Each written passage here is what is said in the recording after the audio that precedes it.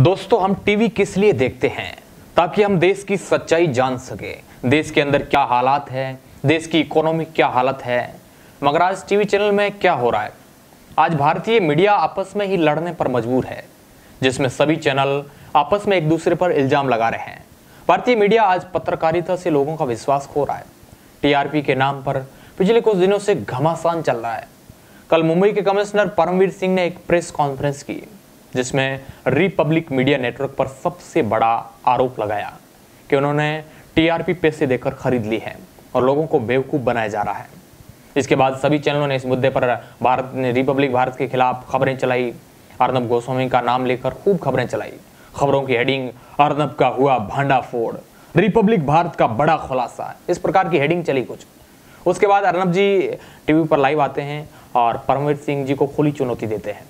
उन्होंने अपना एक स्टेटमेंट जारी किया कि रिपब्लिक पर झूठा आरोप लगाया गया है और उस एफआईआर की कॉपी में रिपब्लिक का नाम नहीं है, बल्कि परमवीर सिंह इस बात का बदला ले रहे हैं कि हमने मुंबई सरकार के खिलाफ खबरें चलाई है, हमने सुशांत केस पर लंबी रिपोर्टिंग की है। मगर अब सवाल ये उठता है कि जब उस एफआईआर रिपब्लिक का नाम ही नहीं है उस एफआईआर में, तो फिर मुंबई पुलिस कमिश्नर ने उनका नाम कैसे लिया? उस एफआईआर में इंडिया टुडे, जो कि एक इंग्लिश चैनल है, एक आज तक का ही चैनल है, इस बात का खुलासा खुद रिपब्लिक टीवी ने किया था। अब जो ये टीआरपी वाला घोटाला बताया जा रहा है, सबसे पहले तो आपको टीआरपी के बारे में थोड़ा बताते हैं। टीआरपी यानी कि टेलीविजन रेटिंग पॉइंट। टीआरपी के जरिए ही किसी भी चैनल की व्यूअरशिप यानी कि दर्शक तय किए जाते हैं। मतलब कि टीआरपी के जरिए ही किसी भी चैनल का पता लगाया जाता है कि उसे कितने लोगों द्वारा देखा जाता है। उसके बाद ही एडवर्टाइजमेंट कंपनियां उस चैनल पर एड कैंपेन चलाती है। जिस चैनल की ज़्यादा टीआरपी होगी उसको ज़्यादा पैसा मिलेगा। आप टीआरपी को सीधे चैनल की कमाई से भी जोड़कर देख सकते हैं। टीआरपी चैनल की ही इनकम चैनल की टीआरपी है। सभी चैनलों की टीआरपी जानने के लिए बड़े बड़े शहरों में एक खास तरह का डिवाइस लगाया जाता है, जो कि पीपल मीटर के नाम से जाना जाता है। इस मीटर को हर किसी के घर में नहीं लगाते हैं। इसके लिए कई विशेष जगह सेलेक्ट की जाती है और जिसकी जानकारी बिल्कुल गोपनीय रखी जाती है, यानी उस मीटर के बारे में किसी भी चैनल को जानकारी नहीं होती है। भारत में इंडियन टेलीविजन ऑडियंस मैनेजमेंट नाम की एक एजेंसी है, जो सीधे चैनलों की टीआरपी का अनुमान लगाने का काम करती है। ये एजेंसी विभिन्न फ्रीक्वेंसीज की जांच करके ये पता करती है कि कौन सा टीवी चैनल किस समय पर सबसे ज़्यादा देखा गया है। इस तरह से ये कंपनी कई हजार फ्रीक्वेंसी का विवरण करके पूरे देश के प्रसिद्ध टीवी चैनलों का अनुमान लगाती है और उसके बाद ही एडवर्टाइजमेंट कंपनियां अपने एड कैंपेन तय करती हैं। अब ये तो रही टीआरपी की बात। पिछले कुछ सप्ताह से टीआरपी के मामले में नंबर 1 रिपब्लिक भारत चैनल है, जो कि अर्नब गोस्वामी का है। इससे पहले कई सालों तक आज तक नंबर 1 पर रहा था, लेकिन अब रिपब्लिक भारत पर यह आरोप लगाया जा रहा है कि उन्होंने टीआरपी में हेराफेरी की है। जहां पर ये टीआरपी रेटिंग वाले मीटर लगाए गए थे, उन घरों पर पैसे देकर रिपब्लिक ने टीआरपी बढ़ाई है। ये आरोप लगाए जा रहे हैं उन पर। इसके बाद भारत की जितनी भी मीडिया चैनल है वह एक तरफ हो गया और एक तरफ अर्नब गोस्वामी। अभी यहाँ पर आप ध्यान दीजिए कि मीडिया पहले ही 2 खेमों में बढ़ चुका है। एक जो कि सुशांत के पक्ष में रिपोर्टिंग कर रहा है, दूसरा जो सुशांत के खिलाफ।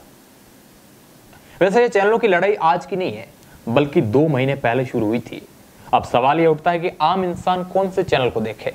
जब भारतीय मीडिया के चैनल आपस में ही लड़ने पर उतारू हो गए हैं, तो अब आम इंसान को पत्रकारिता पर विश्वास कैसे आएगा?